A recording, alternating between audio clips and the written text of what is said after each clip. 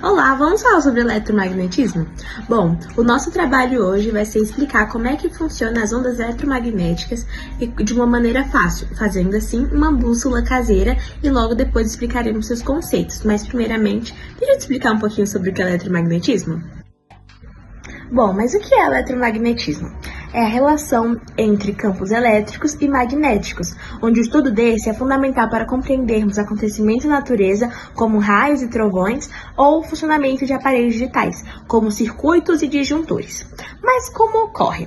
A base do eletromagnetismo é a ideia de que cargas elétricas, como elétrons, geram campos elétricos e que correntes elétricas, ou seja, fluxos de cargas, geram campos magnéticos. Além disso, os campos magnéticos e elétricos podem interagir entre si em determinadas condições e se transformar um no outro, fazendo assim a comparação do campo do eletromagnetismo.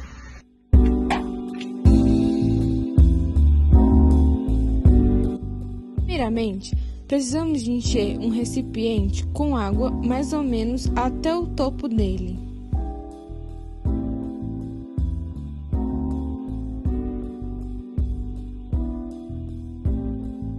Agora, vamos pegar o nosso ímã e a nossa agulha e iremos passar o ímã sobre a agulha em apenas uma direção, para assim magnetizar essa agulha.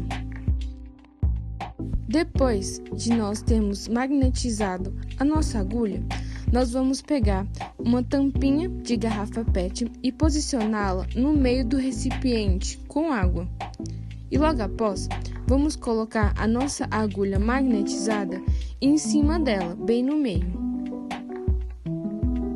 Então assim, a nossa agulha vai se alinhar com os polos magnéticos da Terra.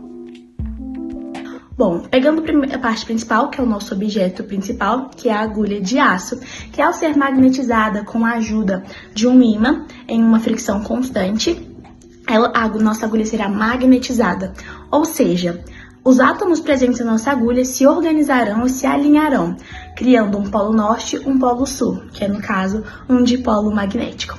A nossa agulha, o nosso experimento, ele funcionará como uma bússola magnética, uma bússola normal, que ela serve para localização. A nossa acontece a mesma coisa, porque a Terra, esse grande planeta que a gente tem, ela produz uma grande magnetização global, fazendo com que tenha o polo norte e um polo sul também no nosso hemisfério norte e nosso hemisfério sul, puxando assim os objetos magnéticos em sua direção, fazendo com que a nossa agulha se alinhe em direção aos polos da Terra.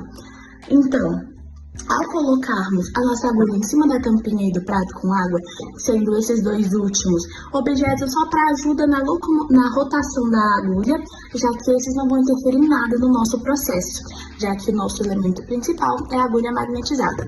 Então, ao ser colocada, ela vai entrar em rotação, procurando o seu eixo certo, tentando se encontrar com o seu polo norte ao polo norte, o polo sul ao polo sul, demonstrando assim que a Terra, o poder que a Terra exerce sobre objetos magnéticos, mostrando que todo o planeta, inclusive a Terra, possui polos magnéticos que interferem diretamente e indiretamente em objetos magnetizados, como o nosso exemplo da agulha em cima da bandejinha de água, que é uma exemplificação do nosso objeto usado para navegações e direcionamento, que é a tão famosa bússola.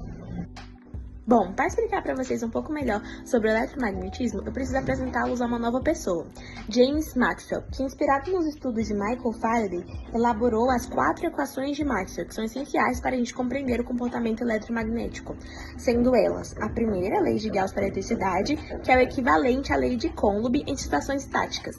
Ela relaciona os campos elétricos e suas fontes às cargas elétricas e pode ser aplicado mesmo para os campos elétricos variáveis com o tempo. A segunda é a lei de Gauss para o magnetismo, que, de acordo com essa lei, as linhas de campo magnético são contínuas, ao contrário de linhas de força de um campo elétrico que se originam em cargas elétricas positivas e terminam em cargas elétricas negativas. A terceira, a lei de Ampère, estabelece que um campo magnético é sempre produzido por uma corrente elétrica ou por um campo variável. Essa segunda maneira de se obter um campo magnético foi prevista pelo próprio Maxwell, com base na simetria teoria da natureza. Se um campo magnético variável induz uma corrente elétrica e, consequentemente, um campo elétrico, então um campo elétrico variável deve induzir um campo magnético. A quarta e última é a lei de Faraday, que na quarta equação do Maxwell descreve as características do campo elétrico, originando um fluxo magnético variável. Os campos magnéticos originados são variáveis no tempo, gerando assim um campo elétrico do tipo rotacional.